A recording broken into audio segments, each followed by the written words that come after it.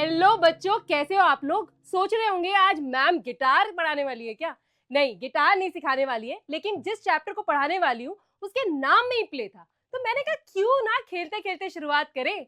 मैं हूँ रेणुका मैम और अपने बच्चों के साथ मैं लेकर आ गई हूँ गणित प्रकाश का चैप्टर जिसका नाम है नंबर प्ले। आज इस चैप्टर में क्या क्या कवर करेंगे जल्दी से देख लेते हैं। आज इस चैप्टर में बच्चों हम लोग सबसे पहले कवर करेंगे कि कॉन्सिक्यूटिव नंबर्स क्या होते हैं और सम ऑफ कॉन्सिक्यूटिव नंबर्स में क्या क्या पैटर्न्स आते हैं।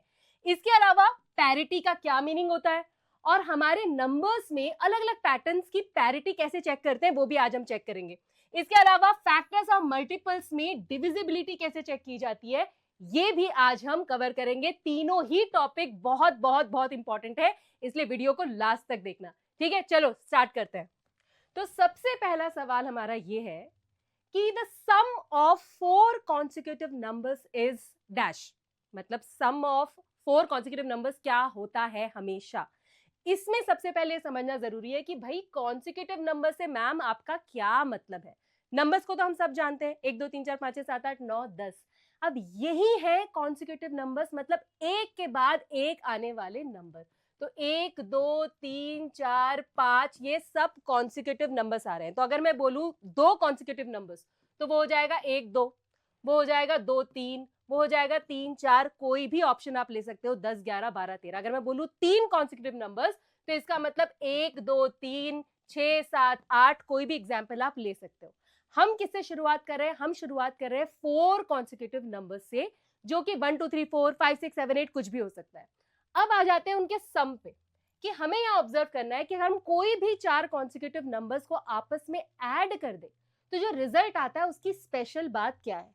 अब यहां पर 1 + 2 + 3 + 4 मैंने ऐड करके रखा हुआ है। क्या आ रहा है यहाँ पर? यहाँ पर आ रहा है 10। अब मैंने next set of consecutive numbers लिया 2 3 4 5, जब उन्हें ऐड किया तो मुझे क्या मिल रहा है? 14।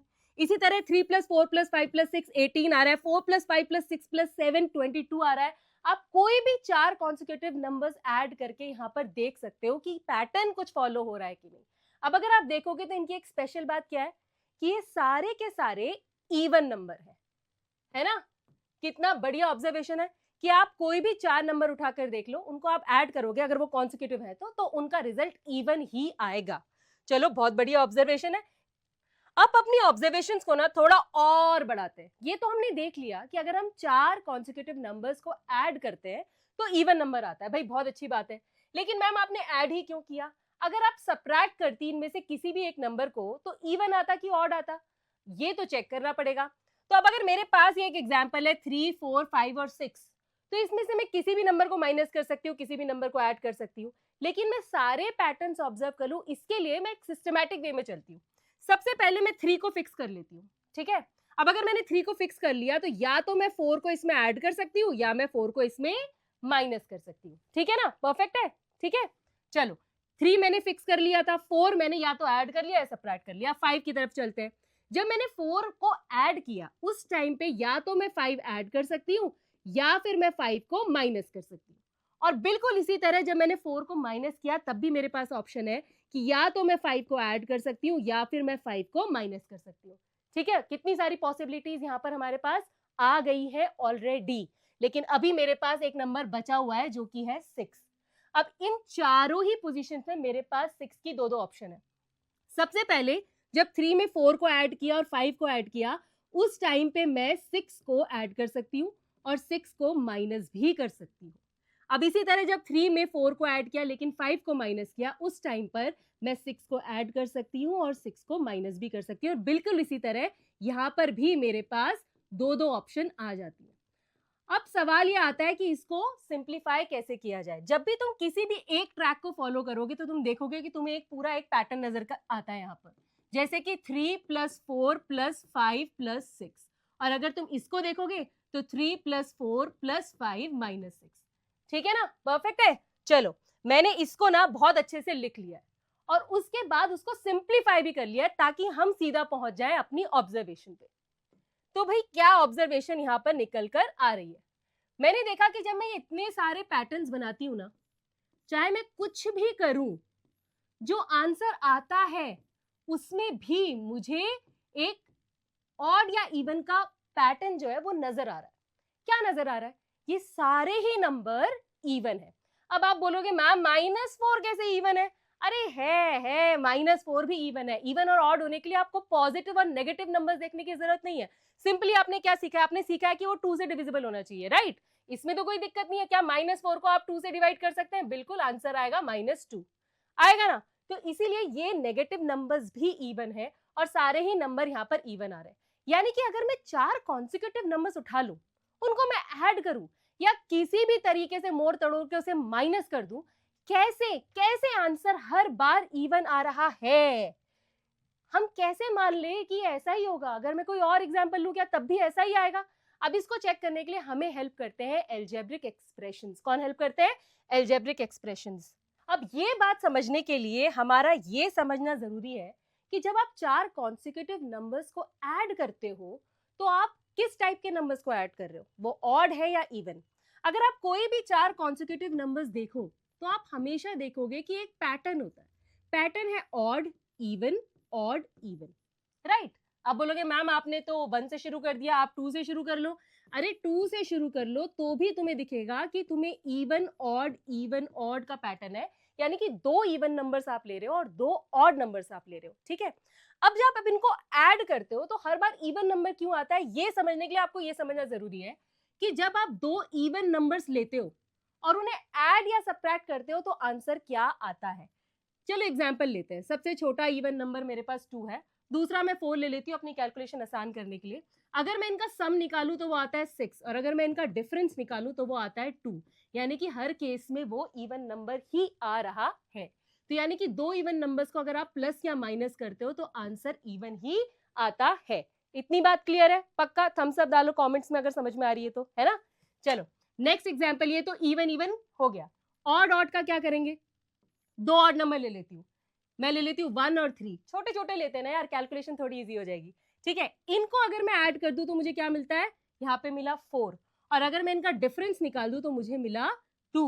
अब ये क्या है? तो दोनों ऑड नंबर, लेकिन जब उन्हें ऐड या सब्ट्रैक्ट कर रही हूँ तो मेरे पास ना इवन नंबर आ रहा है कि नहीं? है कि नहीं? है ना? अब कौन सा कॉम्बिनेशन बचा? एक इवन और एक ऑड, एक इवन और एक ऑड नंबर। तो ले लेते हैं 2 और 3 ले लेते हैं, ठीक है? इनको जब मैं ऐड करती हूँ तो मुझे मिल रहा है 5 और जब मैं इनका डिफरेंस निकाल रही हूँ तो मुझे मिल रहा है 1। यानी कि हर बार ऑड आ रहा है। यानी कि जब आप इवन नंबर को प्लस माइनस कर रहे हो तो आपको ऑड मिल रहा है। अब ये तीनों बातों को ध्यान से देखो। सबसे पहले तो ये तीनों बातें रट्टा मारने की कोई खास जरूरत है नहीं। अगर आपको कभी भी रिमाइंड करना हो तो एग्जाम्पल लेके कर सकते हो। और इसके अलावा मेरी एक छोटी सी अपनी पर्सनल छोटी सी ट्रिक है। मैं इवन नंबर को प्लस समझती हूँ और ऑड नंबर को माइनस समझती हूँ अपने दिमाग में। और इंटीजर्स के रूल तो मैंने याद किए ही हैं, plus plus plus, minus minus plus और प्लस माइनस माइनस। तो ऐसे करके भी अपने रूल्स निकालो, कहानी बनाओ और बस याद कर लो कॉन्सेप्ट को, ठीक है? अब ये तीनों चीजें जब मैं यहाँ देखती हूँ तो मैं देखती हूँ यहाँ पे 2 इवन नंबर ऐड हो रहे हैं और 2 ऑड नंबर ऐड हो रहे हैं। इसका आंसर क्या आएगा? इसका आंसर आएगा इवन। और इसका आंसर क्या आएगा? 2 ऑड का सम भी क्या आता है? वो भी आता है इवन। और 2 इवन नंबर्स मिलके तो 100% इवन देने ही वाले हैं। है कि नहीं? है कि नहीं? मिला ना बहुत मस्त सा हमें यहाँ पे एक्सप्लेनेशन। लेकिन इसी के साथ अगर मैं इनमें से किसी को माइनस में भी चेंज कर दूं तो भी कोई दिक्कत नहीं है, क्योंकि तुम्हें पता है कि तुम चाहे ऐड करो या सब्ट्रैक्ट करो आंसर वही आने वाला है। अगर आप 2 इवन नंबर सॉल्व कर रहे हो जो कि माइनस हो रहे हैं तो भी आंसर इवन ही आएगा। अगर आप 2 ऑड नंबर ले रहे हो जो कि यहाँ पर माइनस हो रहे हैं तो भी आंसर आपका इवन ही आएगा और अल्टीमेटली आंसर इवन ही आएगा। ये है नंबर प्ले, जहां आप नंबर्स के डिफरेंट पैटर्न्स बनाते हो और सिर्फ उन्हें रट्टा नहीं मारते, आप समझते हो कि ये क्यों हो रहा है। जब तक आपने क्यों नहीं समझा तब तक आपने मैथ्स को नहीं समझा, ठीक है? चलो बहुत बढ़िया, अब हम इससे आगे बढ़ते हैं। अब ये वो सवाल हैं जो इस टॉपिक से आपके लिए इंपॉर्टेंट है, जो आपके एग्जाम के पॉइंट ऑफ व्यू से इंपॉर्टेंट है। आपको इनको प्रिपेयर करना है, ठीक है? कॉन्सेप्ट हमें समझ में आ चुका है, पैरिटी हमें समझ में आ चुकी है। पैरिटी क्या होती है?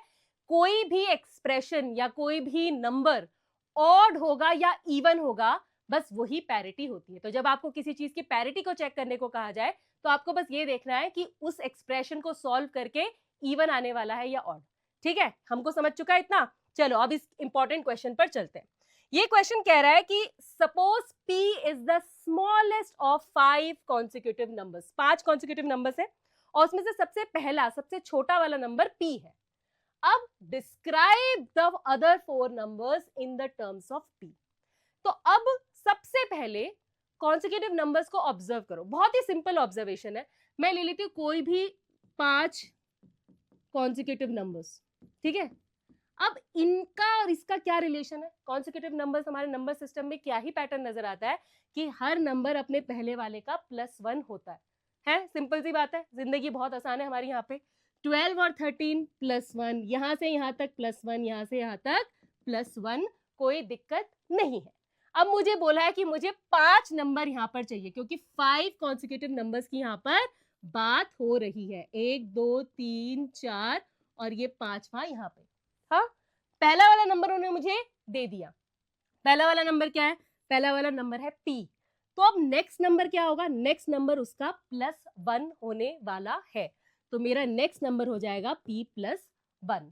ठीक है, परफेक्ट है। इसके बाद मेरा नेक्स्ट नंबर क्या आने वाला है? इस नंबर का +1, इस नंबर का +1, यानी कि p +1 +1 यानी कि p +2।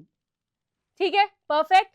अब ये वाला नंबर इसका +1 होने वाला है, यानी कि p +2 का +1 यानी कि p +3। कितना आसान है ना? चलो अब लास्ट नंबर लिख देते हैं। जो लास्ट नंबर है यहाँ पर वो इसका +1 होने वाला है, तो ये होगा p +3 +1 जो कि हो जाएगा p +4। बढ़िया, परफेक्ट। 5 कॉन्सिक्यूटिव नंबर्स आपने लिख दिए p की टर्म्स में। ये बहुत आसान क्वेश्चन है और इसी का भाई अब हम करने वाले हैं नेक्स्ट क्वेश्चन में, जिसमें कि p अब स्मॉलेस्ट नंबर नहीं रहा, अब ये सबसे बड़ा नंबर हो गया है। अब ये बड़े भैया बन गए हैं। अब अगर ये बड़े भैया बन गए हैं तो इनकी टर्म्स में छोटे भाइयों को कैसे लिखा जाएगा, इसके लिए भी आप कोई भी सेट ऑफ कॉन्सिक्यूटिव नंबर्स को ऑब्जर्व करोगे। अगर आप देखोगे कि अगर मुझे बड़े भैया की नजर से देखना है तो उनका पहला वाला नंबर उनसे एक छोटा होता है कि नहीं? 1-1 साल का अंतर है सारे भाइयों में, क्या ही अंतर है। तो यहां से यहां अगर मैं जाऊंगी तो मुझे -1 करना पड़ेगा, यहां से यहां अगर मैं जाऊंगी तो -1, और ये सेम पैटर्न मुझे अपने एक स्टेप पीछे दिखाई दे रहा है। ठीक है, तो इन्होंने मुझे बोला है कि भाई p जो है it is the greatest of 5 consecutive numbers. तो मेरे 5 कॉन्सिक्यूटिव नंबर्स हैं और उसमें से जो p है वो सबसे बड़ा नंबर है, इट इज द ग्रेटेस्ट। तो अब बताओ तुम बाकी 4 को कैसे लिखोगे? भाई हमें आ चुका है पैटर्न समझ, हमें समझ आ गया कॉन्सिक्यूटिव नंबर्स कैसे दिखते हैं, उनके बीच में क्या रिलेशन होता है, तो हम आराम से लिख देंगे। तो ये जो है बड़ा भैया, इसका छोटा भैया कितने साल का है? इससे 1 साल कम, तो ये हो जाएगा p-1। ठीक है, परफेक्ट है। चलो अब इससे एक पहले वाला नंबर p-1 में से एक और माइनस कर देंगे, तो यहाँ पर क्या आएगा? यहाँ पर क्या आएगा? अगर आपको इंटीजर्स देखना है तो माइनस माइनस यहाँ पर प्लस हो जाते हैं, तो 1 + 1 हुआ 2, साइन माइनस का तो p-2। और अगर नंबर लाइन से समझ सको तो इससे आसान तो कुछ है ही नहीं। आप -1 पे हो, आपने एक बार और माइनस की तरफ गए तो आप -2 पे पहुंच गए।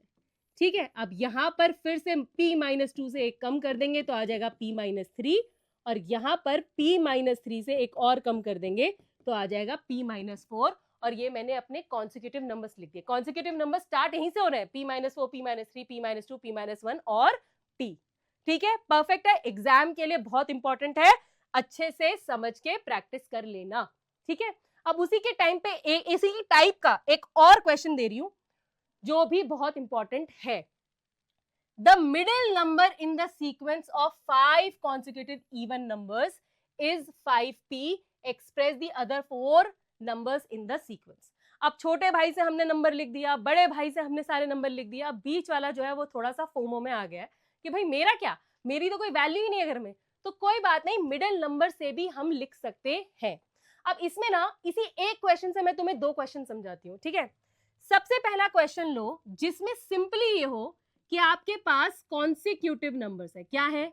कॉन्सिक्यूटिव नंबर्स है। ठीक है, और उन कॉन्सिक्यूटिव नंबर्स में से मिडिल नंबर जो है वो आपका 5p है। ठीक है, ठीक है। अब जो बाकी, क्योंकि 5 है, आपने बीच वाला लिख दिया तो इसके बाद 2 और होंगे और इसके बाद 2 और होंगे। ठीक है, कोई यहाँ पर डाउट नहीं है ना? ठीक है, परफेक्ट। ठीक है, अब मिडल वाले के जब बड़े भाइयों का लिखा जाएगा, जब उसके बाद वाले नंबर्स का लिखा जाएगा तो क्या होगा, +1 होगा। तो ये होगा 5p + 1 और ये एक और इसमें +1 करेंगे तो आएगा 5p + 2। ठीक है, अब इससे पहले वाला मुझे लिखना है तो क्या होगा, अब -1 होगा। अब ये इससे छोटा है ना, ये बीच का था ना, तो 5p - 1 और इसमें -1 किया तो 5p - 2। ठीक है, परफेक्ट है। क्या यही इसका सोल्यूशन है? बिल्कुल नहीं, क्योंकि ये क्वेश्चन दूसरा है। इससे मैंने आपको स्टेप 1 बताया कि अगर आपको ऐसा क्वेश्चन आता है तो आप ऐसा करेंगे, लेकिन ये बोल रहा है that these are 5 consecutive even numbers. अब इवन नंबर्स जो होते हैं उसका पैटर्न थोड़ा सा अलग होता है। क्या अलग होता है, ध्यान से देखो।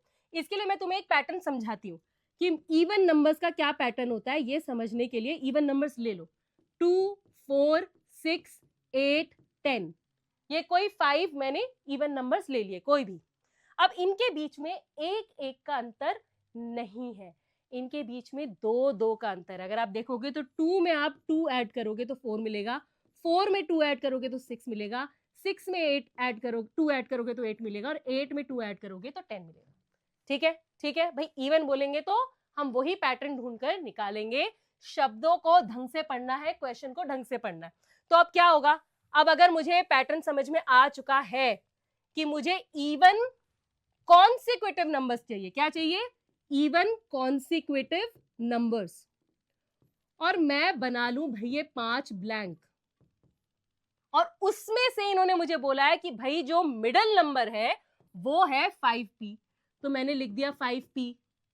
हाँ, अब मुझे इसके आगे के और पीछे के नंबर लिखने हैं, कोई दिक्कत नहीं है, मुझे पता है क्योंकि ये इवन नंबर है तो ये क्या होने वाला है, ये +2 होने वाला है, तो 5p + 2।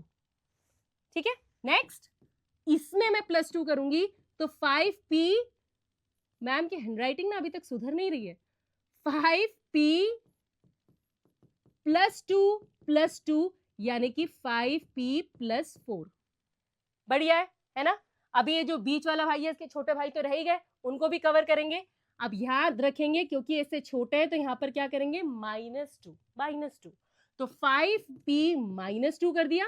अब इसमें से फिर से 2 माइनस करिए तो 5p - 2 यानी कि 5p - 4। ठीक है, परफेक्ट है, मजा आ रहा है, बहुत मजा आ रहा है, मुझे बहुत मजा आ रहा है। ऐसा लग रहा है कि इतना बड़ा चैप्टर लेकिन इतने आसान क्वेश्चन आने वाले एग्जाम में। बिल्कुल सही, बहुत आसान क्वेश्चन आते हैं एग्जाम में, है ना। हम लोग जो प्रिपेयर कर रहे हैं उससे हमारे एग्जाम में आने वाले हैं 100%। ये चैप्टर के जितने भी वेटेज है ना, जितने भी मार्क्स है, आज मैं गारंटी देती हूँ तुम्हारे उसमें फुल मार्क्स आएंगे। ठीक है, इसी से हम पहुंच जाते हैं नेक्स्ट क्वेश्चन में, जो बहुत बहुत बहुत मजेदार है। यहाँ पर आया right 34 as the sum of 4 consecutive numbers. आपको 34 को 4 कॉन्सिक्यूटिव नंबर्स का सम लिखना है। अब मैं क्या करूं, अब मैं क्या पैटर्न बनाऊं, 1 + 2 + 3 + 4, 2 + 3 + 4 + 5 और करके देखती रहूं कि कब सम आएगा यार 34? बिल्कुल भी नहीं। हम क्योंकि यहाँ पर पैटर्न समझ चुके हैं तो अब मैं तुम्हें बिल्कुल ऐसे बताऊंगी जैसे तुम्हें एग्जाम में करना है। ठीक है, वो है हमारा स्कूल का मेथड, और उसके बाद थोड़ा सिखाऊंगी मजेदार मेथड भी, लेकिन वो सिर्फ मजे के लिए। फिलहाल हम स्कूल का मेथड यहाँ पर करेंगे। अगर आपको 4 कॉन्सिक्यूटिव नंबर्स चाहिए जो आपको पता नहीं है तो आप क्या करोगे, आप उन्हें एज्यूम करोगे। वो बोलते हैं ना लेट द नंबर्स बी, तो let the numbers be. So let the consecutive numbers, the 4 consecutive numbers be. Be क्या होगा भाई, अगर मेरा पहला नंबर x है तो दूसरा क्या होगा, अभी हमने बहुत ढंग से समझा है। अगर पहला x है तो दूसरा वाला x + 1 होगा, उसके बाद वाला x + 2 होगा, और उसके बाद वाला x + 3 होने वाला है। हर कोई एक दूसरे से एक एक नंबर आगे। ठीक है, अब हमने एज्यूम कर लिया। अब हम कहेंगे नाउ लेट्स एज्यूम कि इन सबका सम किसके बराबर है, इन सबका सम 34 के बराबर है ना। ठीक है, परफेक्ट। बस अब एक इक्वेशन बन गई है जो हमको सॉल्व करना है। यहां पर देखो x x x x 4 x है यहाँ पर, तो उनको हम ऐड कर सकते हैं, क्या हो जाएगा 4x। और यहाँ पर 1 + 2 + 3 कितना हो गया, 3 + 3 हो गया यहाँ पे 6, ये हो गया 6 = 34। अब मैं क्या करूंगी, 6 को उधर सब्ट्रैक्शन में लेके चली जाऊंगी। लीनियर इक्वेशन हम सब ने पढ़ा है, हमें पता है ट्रांसपोजिंग क्या होती है। ठीक है, तो 4x = 34 - 6। 34 में से अगर आप 6 माइनस करेंगे तो क्या आएगा, वो आएगा 28।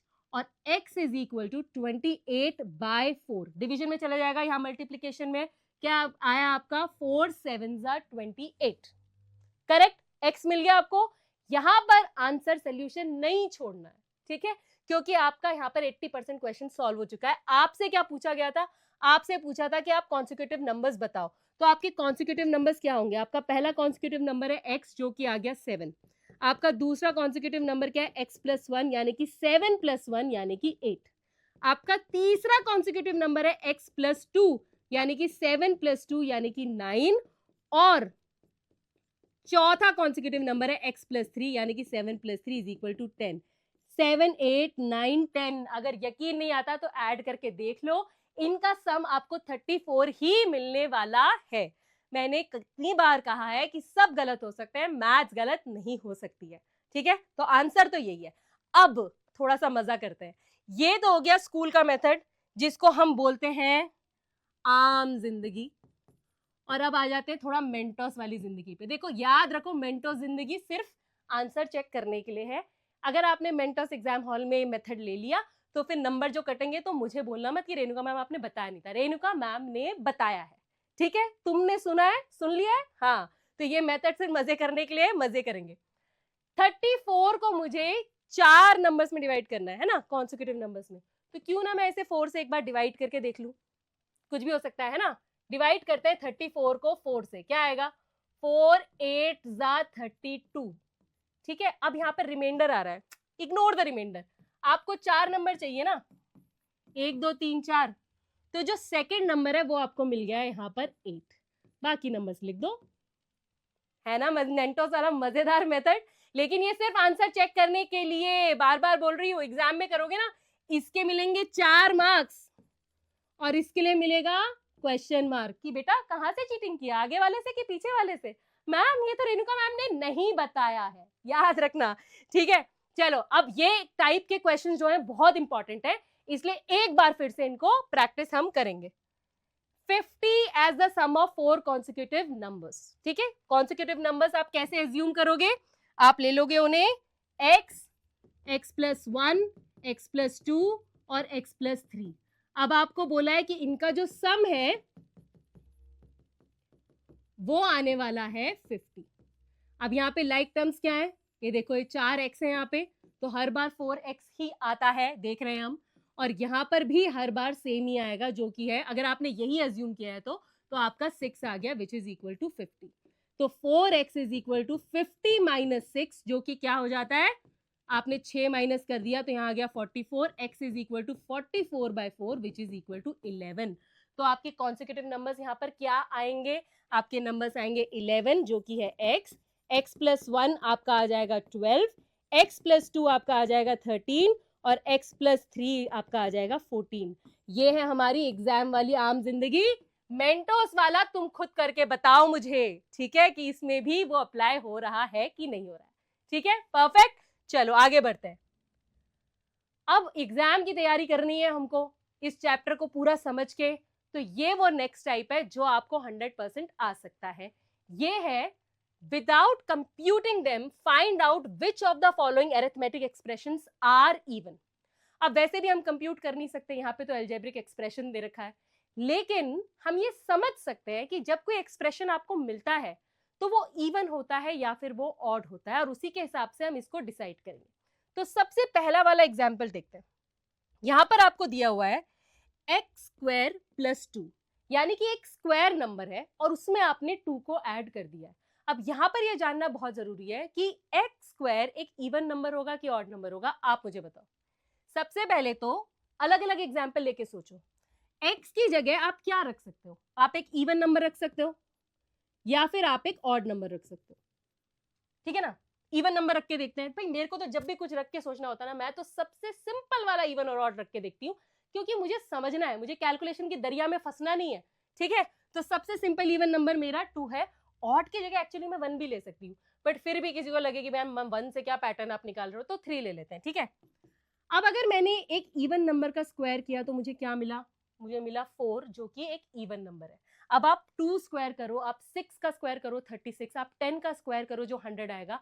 हर इवन नंबर को आप जब एक इवन नंबर से मल्टीप्लाई करते हो सेम उसी नंबर से, तो आंसर हमेशा इवन आता है। लेकिन जब आप ऑड का स्क्वायर कर रहे हो 3 स्क्वायर, तो ये यहाँ पर 9 आया है। क्या ये हमेशा 9 ही आएगा? किसी एक और इवन नंबर से करके लेते हैं। 5 स्क्वायर 25, 7 स्क्वायर 49, 9 स्क्वायर 81। हर बार ये एक ऑड नंबर ही आ रहा है। तो यानी कि जब आप एक्स स्क्वायर की बात करते हो तो वो ऑड भी हो सकता है और वो इवन भी हो सकता है। इतनी बात हमको क्लियर है? इतनी बात हमको क्लियर है? 100%, 100%, बहुत अच्छे, ये बात हमको क्लियर होगी। लेकिन जब मैं किसी ऑड या इवन नंबर में +2 करती हूं तो मुझे क्या मिलता है? क्या मुझे हमेशा इवन मिलेगा या मुझे ऑड मिलेगा? कोई भी एक ऑड नंबर लो और उसमें +2 करो, आपको क्या मिलेगा? आपको नेक्स्ट ऑड नंबर मिलेगा। आपको पता है कि हर इवन और ऑड नंबर ऑल्टरनेट आते हैं, even odd even odd even odd, even odd even odd even odd even odd. अब जब किसी भी इवन नंबर में 1 को ऐड करोगे तो आप ऑड नंबर पे पहुंचोगे, लेकिन जब आप 2 को ऐड करोगे तो आप हमेशा इवन पे ही पहुंचोगे। ये देखो यहां से यहां तक इवन नंबर पे पहुंचे। और इसी तरह बिल्कुल सेम ऑड नंबर में अगर आप 1 ऐड करोगे तो आपको इवन मिलेगा, लेकिन अगर आप 2 ऐड करोगे तो आपको यहां पर ऑड नंबर ही मिल जाएगा। तो अगर मैं बोलूं कि x स्क्वायर प्लस 2 इवन होने वाला है, ऑड होने वाला है, तो ये गारंटी हम यहां पर नहीं दे सकते। अगर x इवन है तो x स्क्वायर प्लस 2 इवन होगा, और अगर x ऑड है तो x स्क्वायर प्लस 2 यहां पर ऑड होगा। सही है? बात समझ में आ गई? परफेक्ट, बिल्कुल परफेक्ट। अब अगर आपको ये वाली बात समझ में आ गई है तो ये वाली बात तो आपको 100% समझ आ जाएगी, क्योंकि बी स्क्वायर एक स्क्वायर नंबर है बिल्कुल इसकी तरह, जिसे हम समझ चुके हैं कि भाई अगर वो x आपने ऑड लिया तो आपको उसका स्क्वायर भी यहाँ पर ऑड ही मिलेगा, इवन लिया तो इवन ही मिलेगा। ये भी हमको समझ आ गई कि आप स्क्वायर नंबर में 2 ऐड करोगे अगर, तो आपको वापस इवन नंबर मिल जाएगा, लेकिन अगर आप इवन नंबर में 1 ऐड करोगे तो आपको नेक्स्ट नंबर क्या मिलेगा? ऑड मिलेगा कि नहीं मिलेगा? तो इसमें हम ये कह सकते हैं कि अगर b आपने इवन लिया तो b स्क्वायर प्लस 1 क्या होगा? वो एक ऑड नंबर होगा, और अगर आपने b को ऑड लिया तो b स्क्वायर प्लस 1 क्या होगा? तो वो इवन होगा। इसमें बस यहां पर ऐसे क्रिस क्रॉस हो गया है और कुछ नहीं हुआ है। बात हमें समझ में आ गई कि बी स्क्वायर तो इवन या ऑड जो भी आएगा उसमें अगर आप +1 करोगे तो आप नेक्स्ट ऑड नंबर पे पहुंचोगे, इवन पे हो तो ऑड पे पहुंचोगे, ऑड पे हो तो इवन पे पहुंचोगे, और अगर +2 करोगे तो वापस जंप करके उसी के भाई के पास पहुंच जाओगे, इवन पे हो तो इवन पे पहुंच जाओगे, ऑड पे हो तो ऑड पे पहुंच जाओगे। ठीक है? परफेक्ट है? मजा आ रहा है? ठीक है, इसी तरह अब लास्ट वाला चेक कर लेते हैं, 4k + 3j। 4k + 3j, इसके लिए समझना जरूरी है कि 4k एक इवन नंबर होगा कि ऑड नंबर होगा। 4 का कोई भी मल्टीपल सोचो, 4 का टेबल तो हम सबको आता है, 4 1 4, 4 2 8, 4 3 12, 4 4 16, 4 5 20, 4 6 24। ये हम क्या देख रहे हैं? ये तो सारे के सारे नंबर जो हैं ये इवन है। जो भी नंबर 4 से डिविजिबल है वो सब 2 से भी डिवाइड होते हैं, और इसीलिए वो सब इवन होते हैं। यानी कि 4k तो 100% एक इवन नंबर है। ठीक है ना? परफेक्ट है? मजा आ रहा है? समझ में आ रहा है? बढ़िया। अब 3j इसको सोचते हैं। j कुछ भी हो सकता है, 1 हो सकता है, 2 हो सकता है, 3 हो सकता है। तो 3 के मल्टीपल सोचते हैं। 3 के मल्टीपल्स क्या है? 3 1 3, 3 2 6, 3 3 9, 3 4 12, 3 5 15, 3 6 18। अरे ये क्या? यहाँ पे तो लाइन है, या तो ऑड भी आ सकता है और इवन भी आ सकता है। ऑड आ गया, यहाँ पे इवन आ गया, तो 3j जो है वो ऑड भी हो सकता है और इवन भी हो सकता है। ठीक है? ये बात क्लियर है? ये बात क्लियर है? बहुत अच्छी। तो यानी कि यहाँ पर 4 जो है, 4 के वो तो पक्का इवन नंबर है, लेकिन ये किससे मल्टीप्लाई हो रहा है वो क्लियर नहीं है। ये ऑड से भी मल्टीप्लाई हो सकता है और इवन से भी मल्टीप्लाई हो सकता है, डिपेंड कि जे क्या है। ठीक है? डिपेंड करता है कि जे क्या है। लेकिन एक और ऑब्जर्वेशन देखो कि जब भी 3 को मैं किसी इवन नंबर से मल्टीप्लाई कर रही हूँ, 3 इंटू 2, ये ना मैं कलर चेंज करती हूँ फिर समझ में आएगा। ठीक है? एक अच्छा सा सुंदर सा कलर लेते हैं। ये रहा, ये देखो यहाँ पर 3 इंटू 2, यहाँ पे 3 इंटू 4, यहाँ पे 3 इंटू 6। हर बार जितनी बार मैं 3 को एक इवन नंबर से मल्टीप्लाई कर रही हूँ तभी मेरा मल्टीपल इवन आ रहा है। ऐसा क्यों? ऐसा इसलिए कि जब भी एक इवन नंबर किसी से मल्टीप्लाई होता है तो वो उसको इवन ही बना देता है। अब तक आपने एडिशन वाले किए थे ना, odd plus odd is equal to even, even plus even is even. अब यही पर्सपेक्टिव हम लोग मल्टीप्लिकेशन यानी कि प्रोडक्ट में भी लगा रहे हैं कि देखो जब भी आप किसी नंबर को एक इवन नंबर से मल्टीप्लाई करते हो तो उसका आंसर इवन ही आ जाता है, राइट? अब अगर यहां पर मेरा 4 के इवन ही है और उसको मैं 3 की किसी भी वैल्यू से मल्टीप्लाई करूं, चाहे वो ऑड हो या इवन हो, मेरा फाइनल आंसर क्या आने वाला है? मेरा फाइनल आंसर इवन ही आने वाला है। अगर समझ में आ गया है ना, तो फिर ऐसे करो, ऐसे हाथ ऐसे करो, ऐसे करो, जरा जरा खुद को शाबाशी दो, बहुत बढ़िया कर रहे हो तुम और मुझे बहुत मजा आ रहा है, ठीक है? अब नेक्स्ट क्वेश्चंस पे चलते हैं। ये क्वेश्चंस आपने डेफिनेटली देखे होंगे और ये बहुत इंपॉर्टेंट है क्योंकि आपका पूरा चैप्टर ना इन्हीं कॉन्सेप्ट पे बेस्ड है। वो चाहते हैं कि आप समझें कि किस तरह की सिचुएशंस पॉसिबल होती हैं और किस तरह की सिचुएशंस पॉसिबल नहीं होती हैं, ठीक है? तो मैंने बहुत सारी सिचुएशंस ली हैं, हम मिलके उनको समझेंगे और जो सिचुएशंस मैंने नहीं ली है उनको आप समझेंगे। समझना कैसे है वो हम आपस में यहाँ पर डिस्कस कर रहे हैं, बड़ी आराम से, आराम आराम से जा रहे हैं। अगर कोई भी दिक्कत तुम्हें आ रही है ना, तो तुम्हें मुझे बताना है कि मैम ये वाला टॉपिक थोड़ा और समझा दो, या फिर थोड़ा सा वीडियो में पीछे जाके अपने आप देख लो, दोबारा से धीरे धीरे आराम से समझ में आएगा, ठीक है? अब ये क्वेश्चन है कि बताओ, हम एक स्टेटमेंट दे रहे हैं तुमको और तुम्हें बताना है कि स्टेटमेंट में जो सिचुएशन दी हुई है, जो बात कही हुई है, क्या वो बिल्कुल सच नहीं है? कभी भी नहीं होता भाई ऐसा, तो ये तो कोई बात ही नहीं हुई है, तो कोई लॉजिक नहीं हुआ, कुछ भी बोल दोगे। दूसरा है समटाइम्स ट्रू, कि नहीं कभी कभी तो ट्रू होती है, और ऑलवेज ट्रू कि हाँ भाई 100% ट्रू। जैसे कि अभी आपने देखा कि आप इवन नंबर को किसी से भी नंबर से मल्टीप्लाई करो हमेशा इवन ही आता है, that is something which is always true, है ना? ऐसा नहीं कि कभी कभी होता है, ऐसा नहीं है। लेकिन अगर मैं बोलूं कि 3 को किसी नंबर से मल्टीप्लाई करने से आपको ऑड आता है या इवन आता है, तो आप बोलोगे भाई कभी कभी इवन आता है, कभी कभी ऑड होता है, तो वो हो गया समटाइम्स ट्रू, है ना? ठीक है ना, परफेक्ट है। चलो अभी इस क्वेश्चन पे फोकस करते हैं। अब ये क्वेश्चन कह रहा है the sum of two even numbers, the sum of two even numbers is a multiple of 3। अब इसको समझने के लिए मैं एग्जाम्पल से भी समझाती हूँ और अलजेब्रिक एक्सप्रेशन से भी समझाती हूँ, ठीक है? चलेगा? चलेगा ना? चलो सबसे पहले मैं एग्जाम्पल लेती हूँ, दो इवन नंबर ले लेती हूँ, कोई भी दो इवन नंबर। 2 + 4 क्या आया? 6। आप कह रहे हो अरे मैम ये तो डिवाइड हो गया, ये तो 3 से डिवाइड हो गया, 3 2 6। बिल्कुल सही किया तुमने, लेकिन एक एग्जाम्पल और ले लेते हैं क्योंकि यहाँ पे समटाइम्स ट्रू का भी ऑप्शन है ना, क्या पता एक के साथ ही काम करे। तो चलो यहाँ पर मैंने ले लिया 4 + 6, ये आ गया 10, और यहाँ पर जो है हमारा स्टेटमेंट जो है वो औंधे मुंह गिर चुका है, वो धाड़ करके गिर गया कि अरे ये क्या हो गया, 10 को तो 3 डिवाइड नहीं कर सकता। तो यही दो एग्जाम्पल मेरे लिए काफी है ये बात प्रूव करने के लिए कि ये जो सिचुएशन है that the sum of two even numbers is a multiple of 3, ये कभी कभी सत्य हो सकता है लेकिन हमेशा सत्य नहीं होगा। और ऐसा भी नहीं है कि कभी भाई सत्य नहीं होता, अभी अभी हमने एक एग्जाम्पल देखा है, तो हम इसको बोलते हैं समटाइम्स ट्रू, ठीक है? परफेक्ट। अब इसी चीज को अगर मैं अलजेब्रा से देखना चाहूं तो देखो, अगर मुझे दो इवन नंबर्स लेना है तो इवन नंबर्स की क्या प्रॉपर्टी होती है कि वो 2 के मल्टीपल होते हैं। तो मान लो मैंने दो नंबर ले लिए 2x और 2y, और जब मैं इनका सम कर रही हूँ तो क्या मुझे यहाँ पे कोई ऐसी प्रॉपर्टी नजर आ रही है जो ये प्रूव कर दे कि ये 3 का मल्टीपल होगा ही होगा? यहाँ पर मैं ज्यादा से ज्यादा 2 कॉमन ले सकती हूँ जिसमें मुझे अंदर मिल जाएगा x + y। तो ये 100% sum of two even numbers 100% even है, ये बात मुझे यहाँ से नजर आ रही है। लेकिन वो 3 से डिविजिबल है कि नहीं ये मैं नहीं बता सकती। क्यों?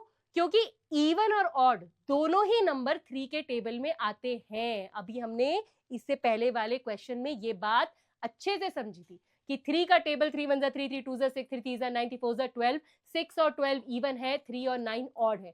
तो 3 जो है इवन और ऑड दोनों ही नंबर्स को मल्टीप्लाई करता है। तो 2x + y 3 से डिवाइड होगा कि नहीं वो डिपेंड करता है कि x + y आपका क्या आता है। अगर वो 3 से डिवाइड हो सकता है तो हो जाएगा, वरना नहीं होगा। और वो हमने एग्जाम्पल लेके देख लिया कि ये समटाइम्स ट्रू है, हमेशा के लिए हम इसको प्रूव नहीं कर पा रहे। जो चीज हमेशा ट्रू होती है वो आपको एक्सप्रेशन से मिल जाएगी, जैसे कि sum of two even numbers is always even, ये आपको एक्सप्रेशन से ही समझ आ रहा है, ठीक है? चलो नेक्स्ट क्वेश्चन। नेक्स्ट क्वेश्चन बोल रहा है कि if a number is not divisible by 18, एक नंबर है जो 18 से डिवाइड हो ही नहीं सकता, then it is also not divisible by 9, भाई वो 9 से भी डिवाइड नहीं होगा। अब ये क्वेश्चन को समझना ना बहुत जरूरी है क्योंकि मैंने देखा है कि यही क्वेश्चन अलग अलग नंबर्स के साथ आपको बहुत बार पूछा गया है। तो आपको समझना है कि 9 और 18 के बीच में क्या रिलेशन है। थोड़ा सा एक रिलेशन समझते हैं। 9 के मल्टीपल्स क्या है देखो, 9 1 9, 9 2 18, 9 3 27, 9 4 36, 9 5 45, 9 6 54। अब 18 के मल्टीपल्स क्या है, 18 1 18, 18 2 36, 18 3 54, राइट। यानी कि ये है 18 के मल्टीपल्स। जो 18 के मल्टीपल्स हैं वो 100% 9 के भी मल्टीपल्स हैं। यानी कि ये अगर मैं मान लूं 18 के मल्टीपल्स हैं तो ये मेरे होंगे 9 के मल्टीपल्स ऑफ 9, ठीक है। क्योंकि यहां वाले में क्या आएगा, यहां वाले में आएगा 9, यहां पर आएगा 27, यहां पर आएगा 45। वो नंबर जो 9 से डिवाइड हो सकते हैं लेकिन 18 से डिवाइड नहीं हो सकते, है ना।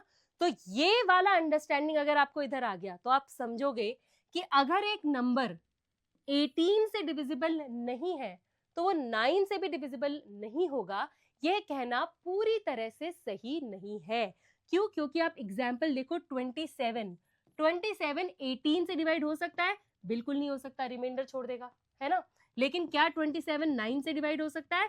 बिल्कुल डिवाइड हो सकता है, बिल्कुल क्लियरली डिवाइड हो सकता है। लेकिन इसी के साथ अगर मैं नंबर देखूं 54 18 से भी डिवाइड हो सकता है और 54 9 से भी डिवाइड हो सकता है। लेकिन अगर मैं बोलूं कि एक नंबर है जो 18 से डिवाइड नहीं हो सकता, जैसे कि 55, तो वो 9 से भी डिवाइड नहीं हो सकता, ये भी सत्य है, ये भी सच है, ठीक है। तो यहां पर ये समझना जरूरी है कि जो बात इन्होंने कही है कि जो नंबर 18 से डिवाइड नहीं हो सकता वो 9 से भी डिवाइड नहीं हो सकता, ये कुछ एग्जाम्पल्स के लिए बिल्कुल सही है। अगर वो रिमाइंडर छोड़ रहा है, अगर मैंने ले लिया 55, वो 18 के साथ रिमाइंडर दे रहा है तो 100% वो 9 के साथ भी रिमाइंडर देगा ही देगा। ऐसा नहीं हो सकता कि जो नंबर 18 से डिवाइड नहीं हो सकता वो 9 से हो जाए, ये तो हो ही नहीं सकता, ठीक है। तो यहां पर जो हमारा स्टेटमेंट है that if a number is not divisible by 18 then it is also not divisible by 9, ये पार्शियली सही है, आधी बात सही है लेकिन आधी बात सही नहीं है, क्योंकि ऐसे भी नंबर है जो 18 से डिवाइड नहीं हो सकते लेकिन 9 से डिवाइड हो सकते हैं। तो इनमें से कौन सी वाली बात सही कहेगी? नेवर ट्रू, समटाइम्स ट्रू या ऑलवेज ट्रू? ये है समटाइम्स ट्रू, ये है समटाइम्स इट इज ट्रू, ठीक है। परफेक्ट है, समझ में आ रही है बात? बढ़िया। तो जैसे ही हमें समझ आ जाता है हम लोग पहुंच जाते हैं नेक्स्ट क्वेश्चन पे, नेक्स्ट कॉन्सेप्ट को सीखने। अब ये बोल रहा है कि भाई if there are two numbers that are not divisible by 6, दो नंबर है, दोनों के दोनों 6 से डिवाइड नहीं हो पा रहे हैं, तो क्या होगा? Their sum is also not divisible by 6। अब इसको कैसे चेक करेंगे? इसको चेक करने का एक तरीका तो यह है कि हम बहुत सारे एग्जाम्पल्स ले लें और उनसे चेक कर ले। दूसरा तरीका यह है कि मैं ऐसे नंबर्स लूं जो 6 से डिवाइड नहीं हो सकते, एक्सप्रेशन बनाते हैं, ठीक है। अगर कोई नंबर 6 से डिवाइड हो सकता है तो क्या मैं उसको 6x लिख सकती हूँ? लिख सकती हूँ, पक्का। अब अगर मैंने ये ले लिया और अब मैं ऐसा नंबर बनाऊं जो कि 6 से डिवाइड नहीं हो सकता, तो इसका मतलब वो एक रिमाइंडर यहाँ पर छोड़ने वाला है। रिमाइंडर क्या हो सकता है? रिमाइंडर 1 हो सकता है, रिमाइंडर 2 हो सकता है, रिमाइंडर 3 हो सकता है, 4 हो सकता है, 5 हो सकता है, 6 नहीं हो सकता है, ठीक है। तो यहाँ पर मैंने अपनी पॉसिबिलिटीज लिख दी कि भाई ये कुछ नंबर हो सकते हैं जो कि 6 से डिवाइड ना हो। अब इनमें से मैं किसी भी दो नंबर्स का सम अगर करूं तो क्या जो सम आएगा वो 6 से डिवाइड होगा या नहीं होगा, वो एक बार चेक कर लेते हैं। तो ये दोनों नंबर लेके देखते हैं, 6x + 1 और 6x + 2। अब इस केस में आप देखो 6x और 6x ये दोनों नंबर 6 से डिविजिबल है, तो या तो आप इसको 12x भी लिख सकते हो या फिर आप इसको 6 × 2x ऐसे भी लिख सकते हो, ताकि आपको समझ में आए कि ये क्लियरली 6 से डिविजिबल है। अब आ जाओ यहाँ पर +1 + 2 यानी कि +3। +3 मेरा 6 से डिवाइड नहीं हो सकता है, ये मेरा रिमाइंडर मुझे दिखा रहा है, ये 6p + 3 की फॉर्म में है, यानी कि 6p तो 6 से डिविजिबल है लेकिन 3 नहीं। तो यहाँ पर तो रिमाइंडर छूट गया, यानी कि ये जो बात कह रहे हैं that if two numbers are not divisible by 6 their sum is also not divisible by 6, बिल्कुल सही कहा उन्होंने। लेकिन कैसे मान लें, थोड़ा और एक कॉम्बिनेशन करके देखते हैं। 6x + 1 और 6x + 5 लेके देखती हूँ। जब मैं लेती हूँ 6x + 1 + 6x + 5, तो यहाँ पर मुझे दिखता है कि 6x और 6x के साथ तो कोई दिक्कत है नहीं, ये तो मैं 6 × 2x लिख सकती हूँ, 6 से डिविजिबल है। लेकिन यहाँ पे 1 + 5 क्या आ रहा है? यहाँ पे 1 + 5 आ रहा है 6, यानी कि ये नंबर भी 6 से डिविजिबल है। जो यहाँ पर नहीं था, यानी कि इन दोनों में से 6 कॉमन लिया जा सकता है और मेरे पास बचेगा 2x + 1। तो ये सिचुएशन यहाँ पर हाँ है लेकिन यहाँ पर ना है। तो इन तीनों में से हम कौन सा सिचुएशन एक्सेप्ट करने वाले हैं? ऑलवेज ट्रू, समटाइम्स ट्रू या never true? It is sometimes true. कभी कभी सही है, कभी कभी गलत है, डिपेंड करता है आपने कौन से दो नंबर्स लिए। ठीक है, क्या बढ़िया बात है। अब नेक्स्ट क्वेश्चन पे जाएंगे जो हमें बोल रहा है कि the sum of a multiple of 6 and a multiple of 9 is a multiple of 3। ठीक है, अब देखो एग्जाम्पल से हमने समझ लिया है, एक्सप्रेशन से भी हम समझ रहे हैं, और एक्सप्रेशन से समझने से हम देखते हैं कि हमें बार बार अलग अलग एग्जाम्पल्स नहीं लेने पड़ते। जब भी हम एक्सप्रेशन लेते हैं ना, हमें बहुत क्लियर कट समझ में आ जाता है कि ये होगा या ये नहीं होगा। ठीक है, तो इसको भी हम एक्सप्रेशन से समझने की कोशिश करते हैं। अगर कोई नंबर मल्टीपल ऑफ 6 है, अगर कोई नंबर मल्टीपल ऑफ 6 है, तो क्या मैं उसे 6x लिख सकती हूँ? बिल्कुल लिख सकती हूँ। अगर कोई नंबर मल्टीपल ऑफ 9 है, तो क्या मैं उसे 9y लिख सकती हूँ? बिल्कुल लिख सकती हूँ। ठीक है, अब मुझे चाहिए सम ऑफ दीज। अगर मैंने इनका सम किया तो मुझे देखना है कि क्या ये मल्टीपल ऑफ 3 आएगा। 3 का मल्टीपल होने के लिए क्या जरूरी है? कि ये 3 की फॉर्म में हो। क्या मैं इन दोनों से 3 कॉमन ले सकती हूँ?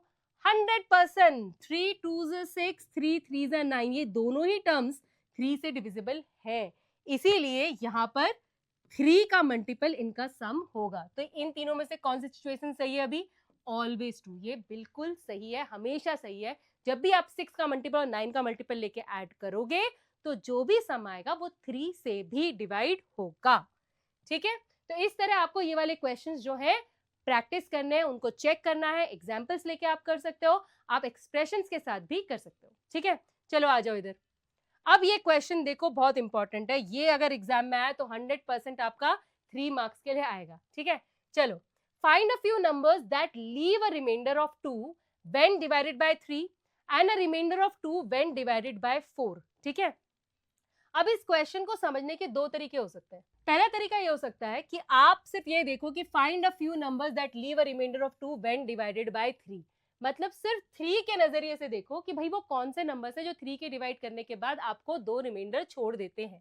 तो अगर कोई भी नंबर 3 से डिवाइड हो सकता है तो आप उसको 3x लिख देते हो, करेक्ट। और अगर वो रिमाइंडर छोड़ रहा है, 2 रिमाइंडर छोड़ रहा है, तो आप उसको +2 लिख सकते हो। ठीक है, करेक्ट है। ये हो गया डिविजिबिलिटी बाय 3 से, हमने इसको चेक कर लिया। अब इन्होंने बोला है राइट अ फ्यू नंबर्स, तो आप x की जगह कोई भी नंबर रख सकते हो, 1 2 3 4, और वो आपको वो नंबर दे देगा। जैसे कि यहाँ पर 3 1 ज़ा 3 +2 आपको दे देता है 5। इसी तरह अगर मैं x की जगह यहाँ पर 2 रख दूं तो मुझे मिल जाता है 3 2 ज़ा 6 +2 यानी कि 8। तो ऐसे आप कई एग्जाम्पल्स ढूंढ सकते हो। अब दूसरा स्टेटमेंट देखो, that number numbers which leave a remainder of 2 when divided by 4। यानी कि अब जब आप 4 से डिवाइड कर रहे हो किसी नंबर को, मैं यहाँ पर x की जगह y ले लेती हूँ, क्योंकि जरूरी नहीं है कि हम हमेशा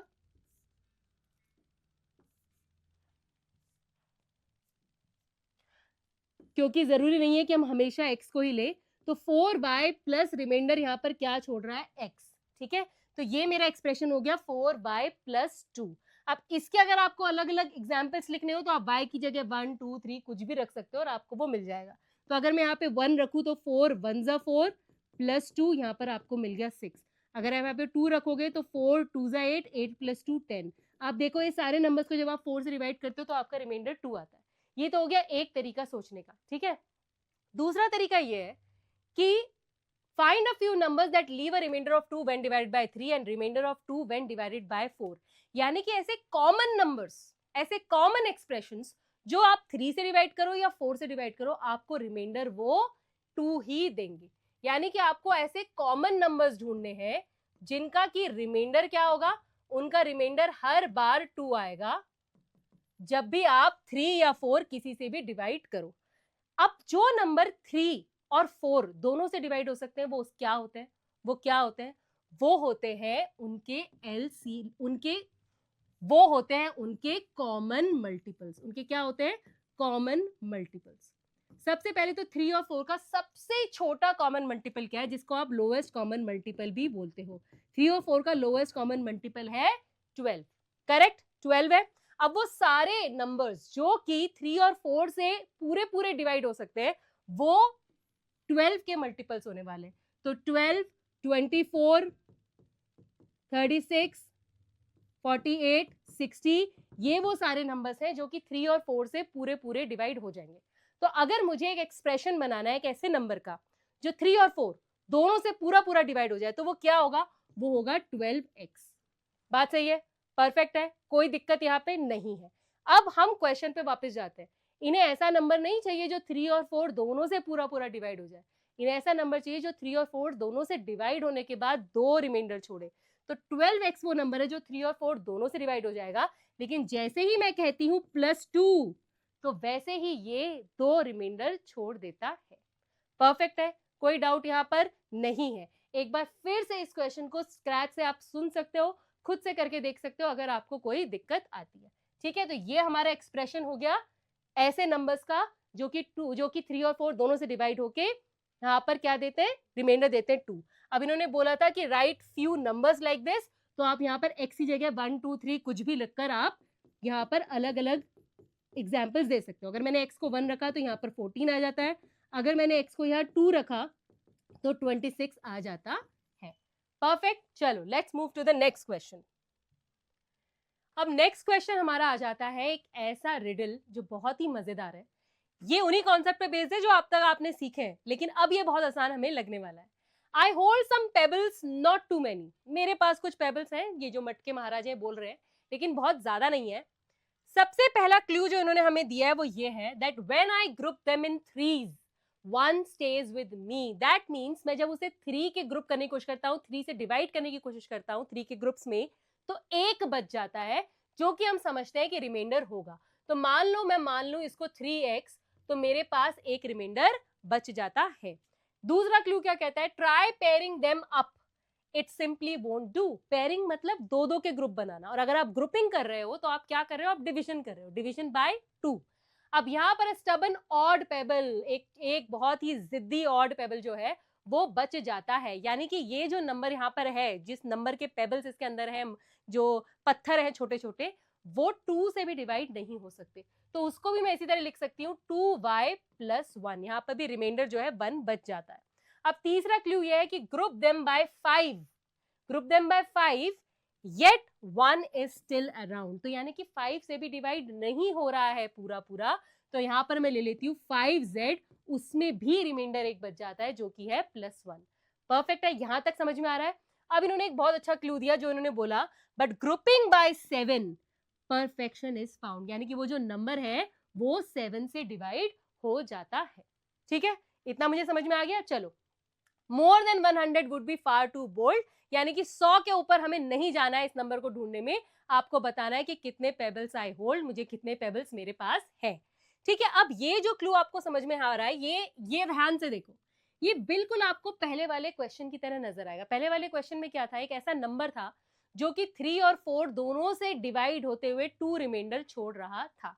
राइट राइट राइट। अब यहाँ पर जो नंबर है वो 3, 2 और 5 तीनों से डिवाइड करने पर एक रिमाइंडर छोड़ता है। करेक्ट। तो लास्ट क्वेश्चन में हमने क्या किया था? भूल गए हो तो एक बार फिर से देख लो।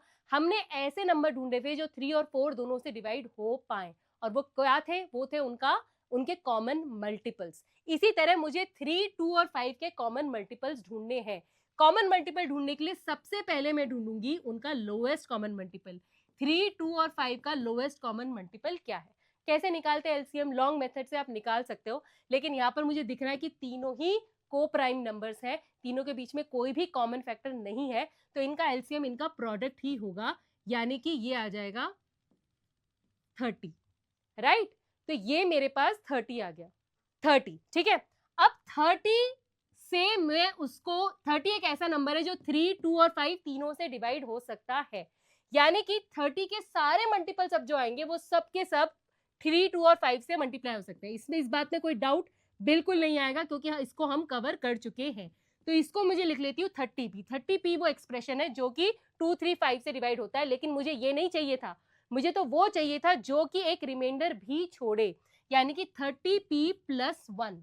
परफेक्ट है, बिल्कुल 30p + 1 वो नंबर है जो 3, 2 और 5 से डिवाइड करने पे एक रिमाइंडर छोड़ता है। अब p की जगह मैं अलग अलग वैल्यूज डाल सकती हूँ और मुझे ऐसे बहुत सारे नंबर्स मिल जाने वाले हैं, ये भी मैंने पहले किया है। तो कौन सा नंबर लूं यहाँ पर मैं कौन सा नंबर सेलेक्ट करूंगी वो इस बात पे डिपेंड करेगा कि मेरा फोर्थ क्लू क्या कह रहा है। मेरा फोर्थ क्लू कह रहा है कि ये 7 का मल्टीपल होना चाहिए। तो मैं यहाँ पर p की अलग अलग वैल्यू डालकर देखती हूँ।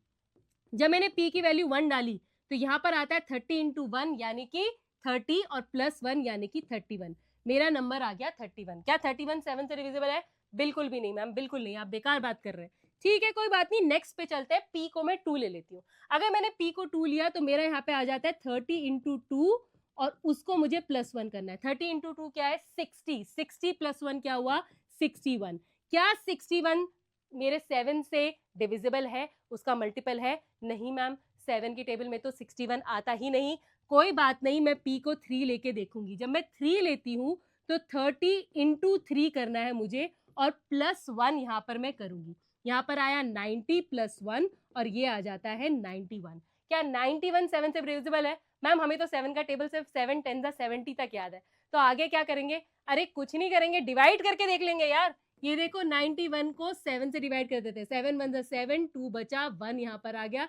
7 3 21। कितना मजा आता है जब आंसर मिल जाता है। और हाँ 91 जो है वो 7 से डिविजिबल है। और यहाँ पर कितने पेबल्स हैं जो 100 से कम भी हैं? वो है 91। तो मेरे इस रिडल का आंसर यहाँ पर 91 आ जाता है।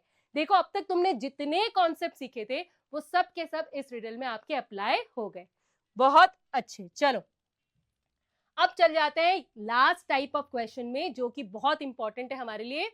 Find a number, find a number that leaves a remainder of 2 when divided by 3, remainder of 3 when divided by 4 and a remainder of 4 when divided by 5। एक साथ पढ़ेंगे, कुछ समझ में नहीं आने वाला है तो स्टेप वाइज समझते हैं। ठीक है, देखो सबसे पहले तो यहाँ पर एक ही नंबर ढूंढना है। तो एक ही नंबर ढूंढना है, बात क्लियर होगी। ऐसा नहीं है कि अलग अलग एक्सप्रेशंस देने हो, एक ही बात बोलनी है। तो सबसे पहले तो मेरा जो नंबर है वो 3 से डिवाइड करने पे 2 रिमाइंडर देता है, यानी कि 3x अगर मैं उसे ले लूं, 3x ऐसा नंबर है जो 3 से पूरा पूरा डिवाइड हो जाता है। तो वो नंबर जो 2 रिमाइंडर छोड़ दे वो क्या होगा? +2। अब तक हम ऐसे बहुत सारे क्वेश्चन कर चुके हैं और हमें ये बात समझ में आ रही है। दूसरा सिचुएशन क्या है कि भाई जब मैं उसे 4 से डिवाइड करता हूं तो क्या होता है? 3 रिमाइंडर छूट जाता है। तो ये यहाँ पर x नहीं लेंगे ध्यान से, क्योंकि जरूरी नहीं है कि हर बार x वाले का ही कोई मल्टीपल हो, कुछ और भी हो सकता है। तो 4y ले लेते हैं। 4y और यहाँ पर रिमाइंडर छूट रहा है 3, तो मैंने +3 लिख दिया। ठीक है, परफेक्ट है। चलो अब तीसरा सिचुएशन ले लेते हैं जिसमें हम उसे डिवाइड कर रहे हैं 5 से और रिमाइंडर छूट जाता है मेरा यहाँ पर 4, यानी कि x y z मेरे 3 वेरिएबल है। ये मेरा 3 का मल्टीपल है, ये 4 का है, ये 5 का है। रिमाइंडर 2 3 4 छूट रहा है। अभी मैम आपने मुझे जितने क्वेश्चन समझाए थे उन सब में जो रिमाइंडर था वो सेम था, या तो रिमाइंडर 1 था या रिमाइंडर 2 था। आप यहाँ पर मुझे बोलते थे कि इनका लोएस्ट कॉमन मल्टीपल निकालो, वो आपको बताएगा इनका कॉमन नंबर जो इनसे डिवाइड हो सकता है और रिमाइंडर जितना है उतना ऐड कर दो। कितने सिंपल स्टेप्स हम फॉलो कर रहे थे। अब यहाँ पर तो रिमाइंडर अलग अलग है, बात सही है, लेकिन अगर तुम रिमाइंडर को ध्यान से देखोगे तो तुम देखोगे कि हर बार रिमाइंडर जो है वो डिवाइजर से सिर्फ एक कम आ रहा है, सिर्फ एक कम। यहाँ पर रिमाइंडर 2 है, डिवाइजर मेरा 3 है, उससे एक कम है। यहाँ पर 3 है, यहाँ पे डिवाइजर 4 है, उससे एक कम है। और यहाँ पर 4 है और डिवाइजर 5 है, उससे भी एक कम है। तो यानी कि 1 तो कॉमन आ रहा है, 1 तो कॉमन है इनके बीच में। तो क्या मैं इसको 1 के तरीके से लिख सकती हूँ? देखो let me try. 3x plus, अब ये +2 को अगर मुझे -1 की फॉर्म में लिखना होगा तो यहाँ पर क्या आ जाएगा? यहाँ पर आ जाएगा +3। +3 -1 is equal to +2। Am I right? ऐसे थम्स अप कर दो मुझे कमेंट्स में अगर समझ में आ रही है बात तो। ठीक है, क्यों मैं लिख रही हूँ इसको -1 की फॉर्म में? क्योंकि तीनों में 1 एक ऐसा पैटर्न है जिससे कि मैं लिख सकती हूँ और फिर मैं वही स्टेप्स फॉलो कर सकती हूँ जो मैंने अपने पहले वाले क्वेश्चंस में किए। अब सेम चीज मैं 4y के साथ करूंगी। 4y यहाँ पर +3 है, 3 वो मुझे -1 की फॉर्म में लिखना है, तो क्या करूंगी? यहाँ पर लिखूंगी +4। बढ़िया है, बढ़िया है, कोई दिक्कत नहीं। सेम चीज थर्ड वाले के साथ करेंगे। 5z प्लस, यहाँ पे 4 है, 4 को -1 की फॉर्म में लिखना है, तो 5 - 1। अभी भी तुम देखोगे कि ये जो टर्म्स आ रही हैं ये सब हमारे डिवाइजर से डिविजिबल है। ये देखो, ये 3 अगर मैं यहाँ कॉमन ले लूं तो x + 1 -1, यहाँ पर 4 कॉमन ले लूं तो y + 1 -1 और यहाँ पर 5 कॉमन ले लूं तो z + 1 -1। यानी कि अब इस एक्सप्रेशन को ध्यान से समझो। आपको एक ऐसा नंबर चाहिए, एक ऐसा नंबर चाहिए जो कि 3 4 5 का मल्टीपल हो। जो 3, 4, 5 का मल्टीपल हो और यहाँ पर आपको उसमें से -1 कर देना है टू रीच दैट नंबर। जैसे आप रिमाइंडर में +1 कर दे रहे थे उस नंबर तक पहुंचने के लिए, ठीक है। अब अगर मुझे इन तीनों का एक कॉमन मल्टीपल चाहिए, कॉमन मल्टीपल, तो मैं क्या निकालूंगी? कॉमन मल्टीपल निकालने के लिए मेरे पास क्या तरीका है? मैं सबसे पहले लोएस्ट कॉमन मल्टीपल निकालती हूँ। 3, 4, 5 का लोएस्ट कॉमन मल्टीपल क्या है? क्योंकि ये तीनों कोप्राइम नंबर्स हैं तो इनका प्रोडक्ट ही इनका एलसीएम आने वाला है। तो ये आ गया यहाँ पर 60, ठीक है। अब 60 मेरा एलसीएम है, तो यानी कि वो सारे कॉमन मल्टीपल्स जो हैं, जो कि इन तीनों से डिवाइड हो सकते हैं, वो 60 के मल्टीपल्स होंगे, यानी कि 60, 120, 180 एक्सेट्रा एक्सेट्रा एक्सेट्रा। कोई दिक्कत यहाँ पर नहीं है, ठीक है। सबसे पहले मुझे 60 के साथ ट्राई करने दो। 60 अगर मैं यहाँ पर रख दूं और उसमें से -1 कर लूं तो मुझे क्या मिलता है? मुझे मिलता है 59, ठीक है। हाँ हाँ, यहाँ पर भी सेम ही होगा, 60 - 1 59। तो 59 क्या वो नंबर है जो 3 से डिवाइड करने पे मुझे 2 रिमाइंडर देता है? चेक कर लेते हैं। 59 को जब मैंने 3 से डिवाइड किया तो 3 1 जा 3, 29, 3 9 जा 27, रिमाइंडर आ गया 2। परफेक्ट, हाँ बिल्कुल सही है। अब मैं 4 के साथ चेक करने वाली हूँ 59 को। ये ना 59 4 से डिवाइड किया, 4 1 जा 4, 1 9 4, 4 4 जा 16 और यहाँ पर 3 रिमाइंडर आ गया, ठीक है। और अब लास्ट हम 5 से भी इसको चेक कर लेते हैं। 59, 5 1 जा 5, 9 नीचे लिया, 5 1 जा 5, रिमाइंडर आ गया 4। तो मुझे मेरा वो परफेक्ट नंबर मिल चुका है जो 3 4 5 से डिवाइड करने पर मुझे रिमाइंडर दे रहा है 2 3 4 रिस्पेक्टिवली, ठीक है। परफेक्ट। आज की क्लास में हम इतना ही करने वाले हैं और बिलीव मी आपने इस चैप्टर का सबसे डिफिकल्ट पार्ट कवर कर लिया है। अगर आपने अच्छे से सारे टॉपिक्स को समझा है, सारे क्वेश्चंस को समझा है, तो सबसे समझने वाला, सोचने वाला, नंबर प्ले का जो सबसे इंपॉर्टेंट कॉन्सेप्ट था वो आज हमने मिलकर कर लिया है कवर। अब एग्जाम में इससे कहीं भी क्वेश्चंस आ जाए, हम तैयार हैं 100% मार्क्स पाने के लिए। नेक्स्ट पार्ट में हम डिविजिबिलिटी करेंगे, हम क्रिप्टोरिदम्स के क्वेश्चंस करेंगे जो कि एग्जाम में 100% आते हैं, लेकिन बिलीव मी वो इससे तो बहुत ज्यादा आसान है। तो आज क्या करेंगे? आज क्या करेंगे? क्लास हमने खत्म कर ली है, हमने सारे क्वेश्चंस कर लिए, तो खुद को शाबाशी देना बनता है। तो हाथ ऐसे करो, खुद को शाबाशी दो और मैं तुमसे मिलती हूँ नेक्स्ट क्लास में। Take care of yourself children, bye.